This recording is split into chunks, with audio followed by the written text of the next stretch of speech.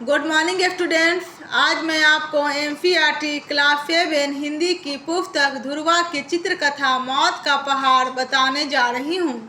चित्रकथा अर्थात जिस कहानी को चित्रों के माध्यम से बताया जाए उसे चित्रकथा कहते हैं। इस चित्रकथा में हम यह जान पाएंगे कि हमारे बूढ़े बुजुर्ग हमारे लिए बोझ नहीं बल्कि हमारी विपरीत परिस्थितियों में सहायता प्रदान कर सकते हैं। उनके पास भले ही कार्य करने की क्षमता न बची हो, परंतु उनमें उनके वर्षों का अनुभव छिपा होता है। आइए चलते हैं कहानी की तरफ। इस कहानी में इचरो और चीरो नामक दो सगे भाई अपनी माँ फुमी से बहुत ही प्रेम करते थे, परंतु उसके 70 वर्ष हो जाने पर वे काफ़ी चिंतित थे, क्योंकि राज्य के राजा का नियम था कि राज्य के सभी बूढ़े बुजुर्ग जो 70 वर्ष के हो चुके हैं उन्हें मौत के पहाड़ पर ले जाकर छोड़ देना चाहिए। राजा का ऐसा विश्वास था कि बूढ़े बुजुर्गों में काम करने की क्षमता और योग्यता नहीं होती, अतः वे समाज और परिवार पर बोझ होते हैं। मौत का पहाड़ एक ऐसा जगह था जहां घने जंगलों के बीच कोई आता जाता नहीं था। पूर्णमासी के दिन फुमी के 70 वर्ष पूर्ण होने पर उनके दोनों बेटों ने बड़े भारी मन से माँ को मौत के पहाड़ पे पहुँचा दिया। पहुँचाने के क्रम में फुमी ने अपने बेटों की ख्याल कर पगडंडी से कुछ घास के तिनके तोड़कर गिराती गई, ताकि बेटों को लौटने के क्रम में रास्ता में भटकाव नहीं हो।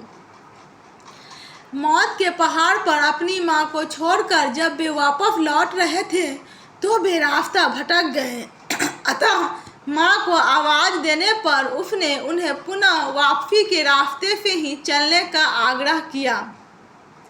अपनी माँ को घर के पीछे छुपाकर वो यह सोचने लगे कि यह बात किसी को पता नहीं चलनी चाहिए। कुछ समय पश्चात राज्य में राजा ने यह ऐलान किया कि उसके 4 सवालों के जवाब जनता दे और जो नहीं देगा उसे बड़ी भारी जुर्माना चुकाना पड़ेगा। राजा का पहला सवाल था कि राख की रस्सी लाई जाए। यह बात जब इचरो और चीरो ने अपनी माँ फुमी को बताया तो उसने कहा, एक रस्सी लो, उसे नमक के पानी से अच्छे से धोकर किसी बर्तन पे रख दो तथा उसमें आग लगा दो। रस्सी जल जाएगी, परंतु नमक के पानी में मिले होने के कारण वह फिसलेगी नहीं। दूसरा सवाल था, पंख के आर पार मोतियों की माला हो। इसका भी सुझाव फुमी ने यह बताकर दिया कि पंख के एक सिरे पर कुछ चावल के दाने रख दो तथा दूसरे सिरे पर किसी चींटी के पैर में एक मोती का धागा बांधकर छोड़ दो। तीसरे सवाल में उसने बांस के एक टुकड़े से यह बताने का प्रयत्न किया कि कौन भाग जड़ है और कौन भाग तने का। फुमी ने इसका जवाब भी बताया कि एक भरे पानी के बाल्टी में लकड़ी के टुकड़े को रख दो, जो टुकड़ा तैरने लगेगा वह सिरा तने का है तथा लकड़ी का जो सिरा डूब जाए वह जड़ का है। चौथा सवाल यह था कि बिना बजाए ही ढोलक में बजने की आवाज़ आए।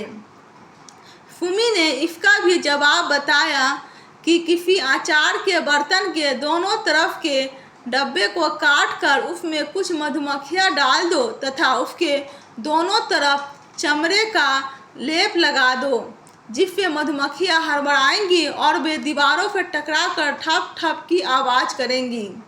राजा सभी जवाब से काफ़ी खुश हुआ तथा इनाम के रूप में जब उसने इचरो और चीरो को इनाम देना चाहा तो दोनों भाइयों ने हाथ जोड़कर राजा को यह बताया, यह सवाल मैंने अपनी माँ फुबी के सहायता से संभव किया है।